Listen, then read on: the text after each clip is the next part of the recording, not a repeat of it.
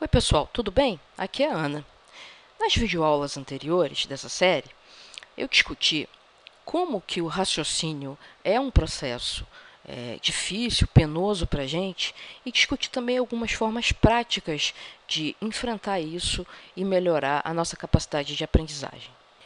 Hoje nós vamos discutir como o raciocínio funciona um pouco mais a fundo, para tentar descobrir novas formas de explorar esse conhecimento, né, que é recente da ciência cognitiva, para aprender melhor. A gente vai começar discutindo como é o modelo da mente que os cientistas cognitivos usam hoje em dia. Você tem um ambiente te fornecendo informações o tempo todo através dos seus sentidos. Tá? Então, ele te fornece informações.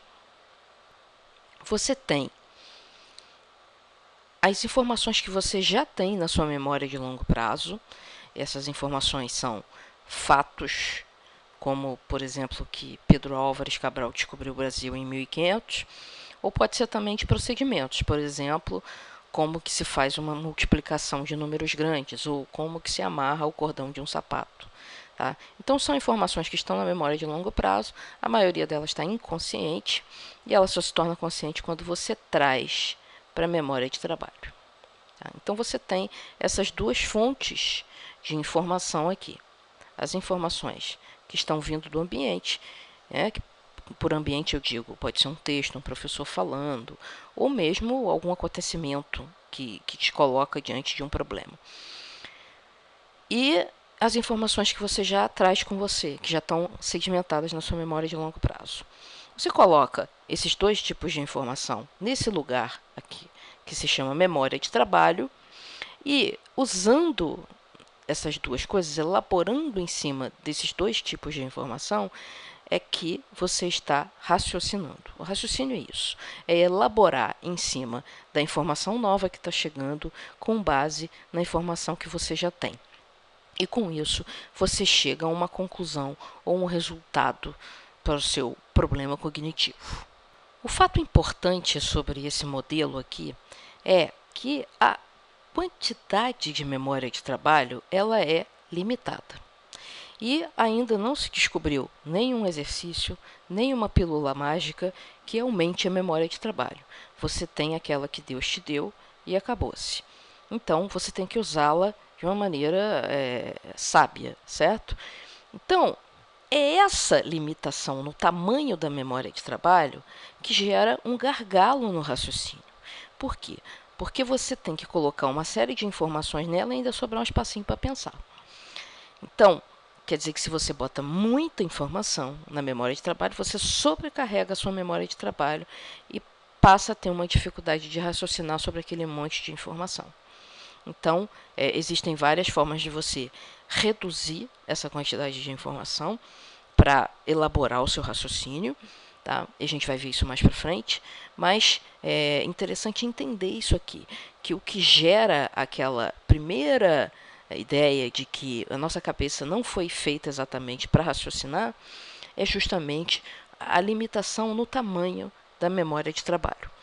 Eu vou dar um exemplo de como isso gera uma dificuldade de resolver problemas. Suponha que uma criança está aprendendo o conceito de multiplicação com números grandes. Então, ela tem que aprender que ela tem que multiplicar primeiro esse número por cada um desses, inclusive levando a dezena para cima, e depois esse número por cada um desses, colocar na posição correta e aqui embaixo somar. Certo? Esse é o procedimento para você fazer uma conta desse tipo. Tá?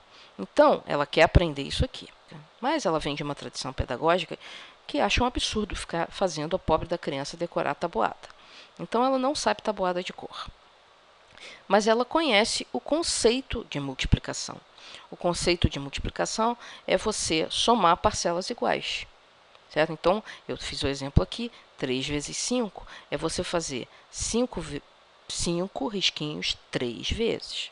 Esse é o conceito mais básico de multiplicação. Então, como que vai ser a aprendizagem dessa criança desse procedimento aqui? Então, ela tem que estar com todas as informações sobre o procedimento fresquinhas vindo do ambiente. Está lá no quadro. Faça isso, depois faça aquilo, depois faça aquilo outro. O professor acabou de explicar. Aí, ela vai... Então, eu vou começar a multiplicar aqui, né? Aí ela pensa assim, 3 vezes 5. 3 vezes 5 eu não sei quanto é, mas eu vou fazer os meus risquinhos aqui, contar e chegar à conclusão que é 15. Aí ela volta para cá e bota 5 aqui e 1 aqui. Será que é isso mesmo? Essa é a regra. E agora, o que eu tenho que fazer? Eu tenho que multiplicar 3 vezes 8.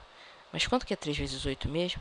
Aí eu tenho que fazer 8 risquinhos 3 vezes para poder chegar à conclusão que 3 vezes 8 é 24. Quanto tempo essa criança vai perder aqui? Ela já vai esquecer o que ela estava resolvendo. E vai esquecer qual é o próximo passo do processo, que seria somar o resultado com mais 1. Então, a carga cognitiva, a quantidade de informação que essa criança está tendo que colocar na memória de trabalho para poder aprender esse processo de multiplicação é muito maior porque ela não decorou a tabuada. Tá? Então, você está sobrecarregando a memória de trabalho e, portanto, tornando o raciocínio dela mais difícil. Então, isso é só um exemplo de como o excesso de informação pode atrapalhar a aprendizagem. Qual a conclusão que se pode tirar desse modelo da mente, que é o modelo que os cientistas cognitivos trabalham hoje em dia? A conclusão é a seguinte: quanto mais informação você já tiver na memória de longo prazo, a tua aprendizagem é mais rápida. Em outras palavras, quem sabe mais sobre um determinado assunto aprende melhor.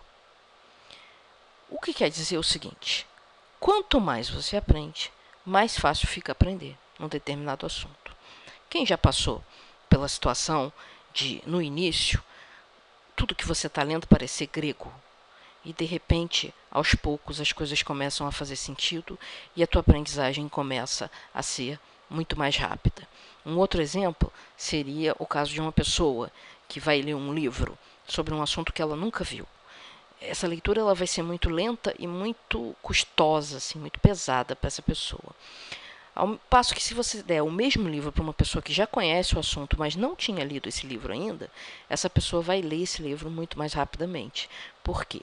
Porque ela está associando tudo que ela está lendo com aquele monte de informação que ela já tem na memória de trabalho. Certo? Então, isso aqui é um processo muito interessante, quer dizer, a aprendizagem ela se autoalimenta. E essa dificuldade que a gente sente no início de algum assunto novo, ela é perfeitamente natural e vai passar. É importante a gente ter isso em mente. Né? Isso acontece também, vou dar novamente o exemplo do caso de línguas estrangeiras. No início você não entende nada, é tudo muito difícil, para decorar 5 palavras é um sacrifício.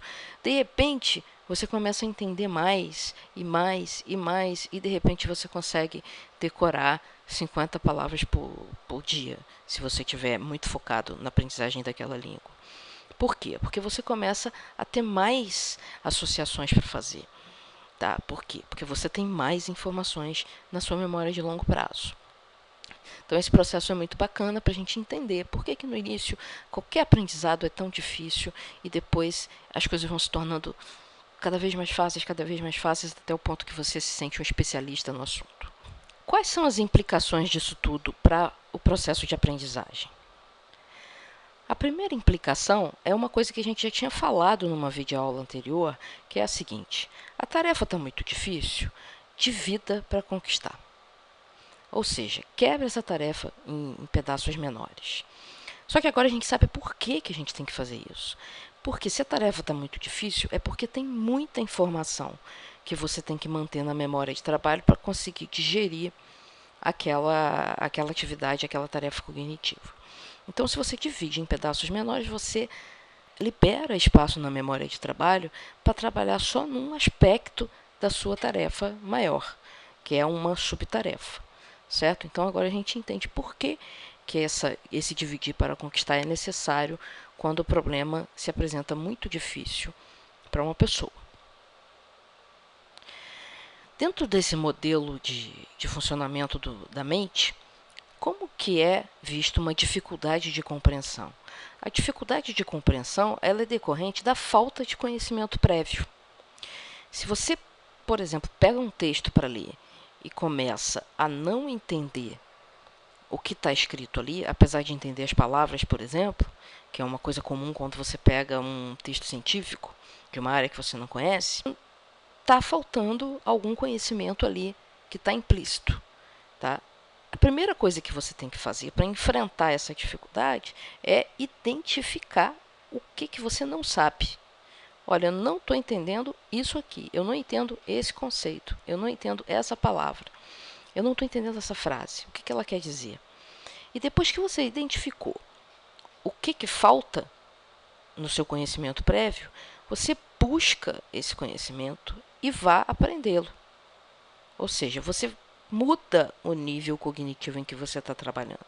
Você baixa um pouquinho o nível cognitivo para poder dominar essa base, para voltar para o assunto que estava te trazendo uma dificuldade de compreensão.